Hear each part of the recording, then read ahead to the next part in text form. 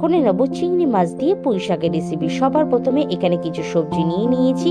প্রত্যেকটা সবজি আমি ভালো করে ভেজে তুলে নেব। প্রথমে পটল ভেজে তুলে নিলাম, দিয়ে দেবো কুমড়োগুলোকে প্রায় 2 মিনিটের মতো হালকা ভেজে তুলে নেব। প্রত্যেকটা সবজি আমি এরকম হালকা ভেজে তুলে নেব। এবার সেই তেলের মধ্যে আমি দিয়ে দিলাম তেজপাতা, শুকনো লঙ্কা, গোটা গরম মশলা, জিরে। দিয়ে দেবো একটা বড় আকারে পেঁয়াজ কুচি, আদা কুচি আর রসুন কুচি। 2 মিনিটের মতন ভালো করে ভেজে নিয়ে দিয়ে দেবো নুন, হলুদ, রেড চিলি পাউডার, জিরের গুঁড়ো, ধনের গুঁড়ো, মিষ্টি দিয়ে ভালো করে মিশিয়ে নিয়ে দিয়ে দেবো চিংড়ি মাছটা মশলাটার সাথে মিশিয়ে নিয়ে ভেজে রাখা সবজিটা দিয়ে একটু নেড়ে ছেড়ে দিয়ে দেবো সামান্য একটু 1 কাপের মতন জল। দিয়ে দেবো শাকগুলো ভালো করে মিশিয়ে 10 মিনিট ঢাকা দিয়ে রেখে দেবো। গ্যাস আস্তে দিয়ে 10 মিনিট বাদে যখন জলটা শুকিয়ে যাবে এবং তেল রিলিজ হয়ে যাবে, একটু হালকা নেড়ে ছেড়ে ঘি আর গরম মশলা দিয়ে হালকা নেড়ে আমি নামিয়ে দেবো। দেখো কত সুন্দর হয় রেসিপিটা খেতে।